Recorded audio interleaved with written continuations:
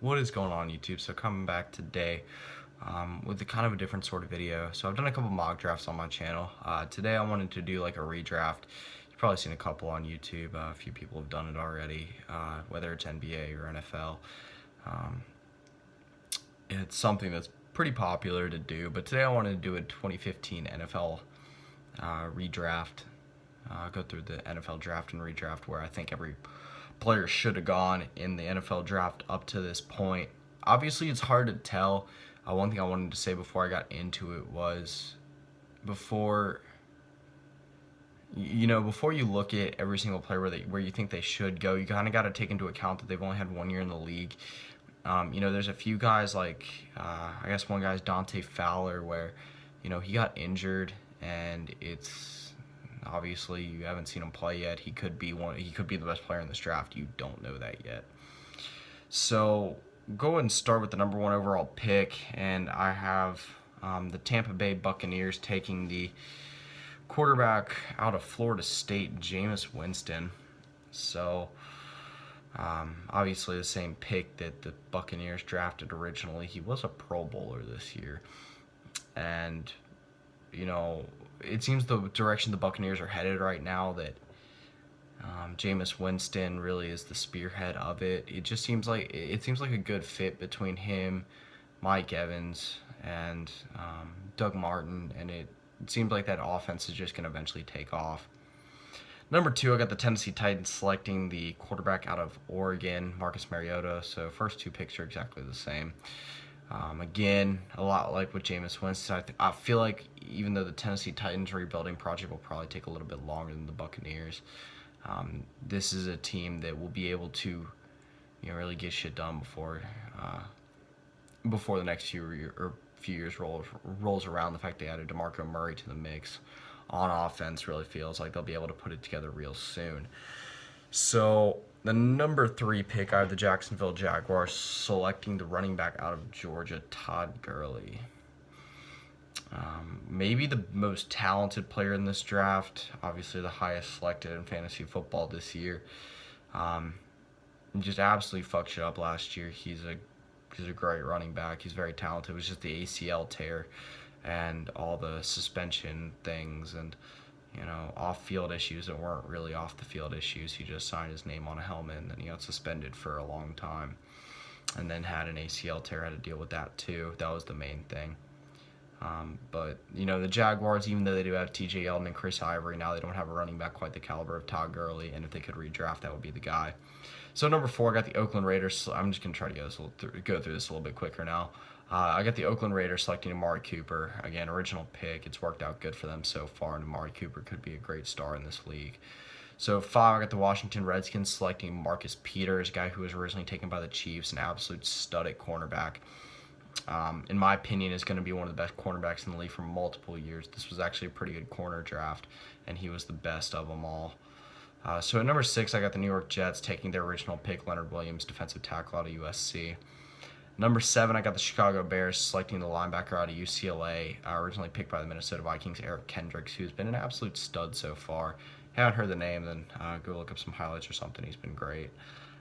Number 8, I got the Atlanta Falcons selecting the linebacker that they originally selected out of Clemson, Vic Beasley. Again, he seems like the future of their defense, even if he didn't have the best statistical rookie year.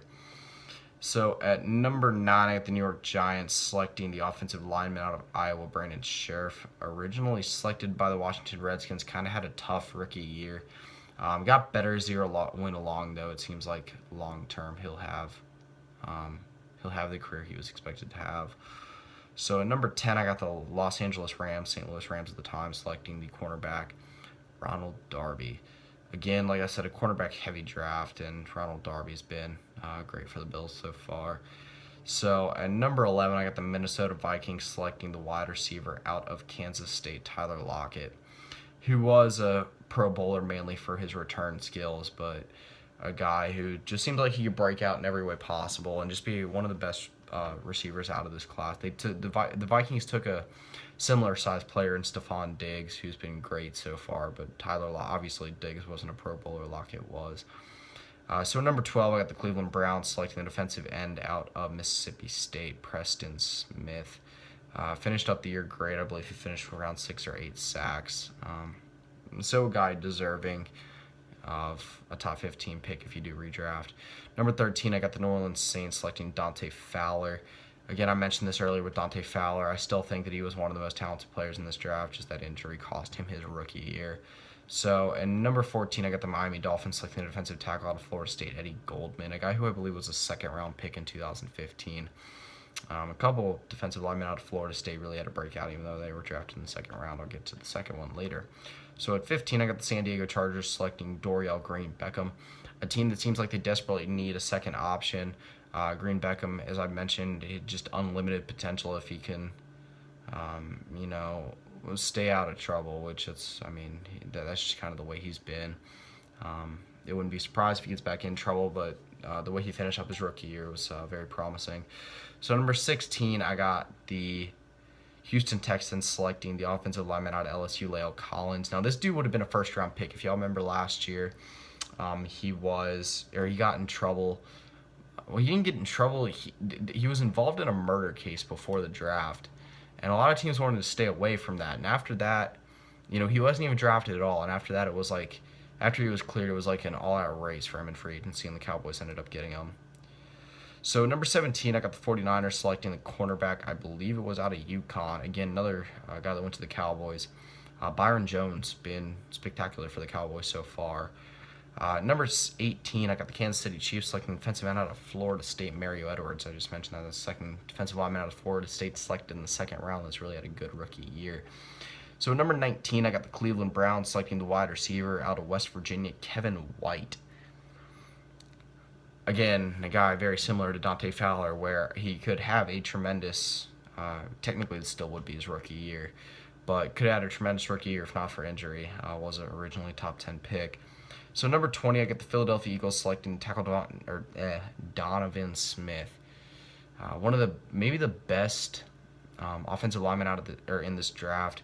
Kid out of Penn State, I believe he was originally drafted in the second round, and could end up being the overall best offensive lineman out of this draft. I wasn't extremely familiar with him heading into the 2015 draft, but it seems like a guy that could be, like I said, talent-wise, now watching him in the NFL, could be the best player out of this, or best offensive lineman, not best player out of this draft, at least best tackle. So at number 21, I got the Cincinnati Bengals selecting the linebacker out of Clemson, Stephon Anthony, a kid that originally went to the New Orleans Saints. Hasn't seemed like he's blossomed fully so far, but a guy that just seems like he has, at least in my mind, potential to be one of the best linebackers out of this draft. The New Orleans Saints, a team that, at least the linebackers might be the strongest part of their team, is probably the linebackers or the safeties. So at number 22, I got the Pittsburgh Steelers taking the defensive end out of Kentucky, the guy that they originally picked, Bud Dupree. Kind of faded at the end of the season, but still a guy that I feel like potential or long term still has that same potential. Number 23 at the Denver Broncos selecting the linebacker that was originally selected by the Carolina Panthers, Shaq Thompson. Again, a guy that had a good rookie year, not a great one. I feel like long term he projects well. Denver Broncos, a team that at this point could use a linebacker, losing Danny Trevathan. But anyway, number 24, I got the Arizona Cardinals selecting defensive tackle out of Texas, Malcolm Brown. So Texas just seems like D-line at least for the Big 12 over the last couple of years. Keep producing defensive linemen this year in the draft, I believe. I'm not sure if the only one was Hassan Ridgeway, but I think he was the highest draftee or D lineman out of Texas. But anyway, number 25 at the Carolina Panthers selecting the cornerback out of Wake Forest, Kevin Johnson. This would have worked out well, North Carolina kid gets to stay in North Carolina. Obviously, with the Panthers losing Josh Norman now, they could definitely use another corner, Kevin Johnson. Even though it does downgrade him from number 16, originally going to the Houston Texans, to 25, it still seems like a good fit. It wasn't necessarily that he had a bad rookie year, but he actually had a pretty good one. Like I said, it was just this cornerback draft seems so deep, at least through the beginning parts, and it was a good safety draft too, with a lot of guys that were versatile through their rookie year, and leads to a guy like Kevin Johnson just kind of getting slid down in the first round a little bit. But at number 26, I got the Baltimore Ravens selecting the safety Demarius Randall. Like I said, one of those safeties that can kind of play between corner and safety, an athletic guy. Ravens could definitely use a guy, or could definitely use an extra defensive back at this point to play with Jimmy Smith. I mentioned that a lot in my mock drafts this year. So at number 27, I got the Dallas Cowboys selecting the safety Adrian Amos. Again, just another versatile safety. Dallas Cowboys, if they did end up losing Byron Jones, obviously they need a different one. So number 28, I got the Detroit Lions selecting the running back Thomas Rawls. Obviously, a lot of you guys know who this guy is at this point, originally taken by the Seattle Seahawks.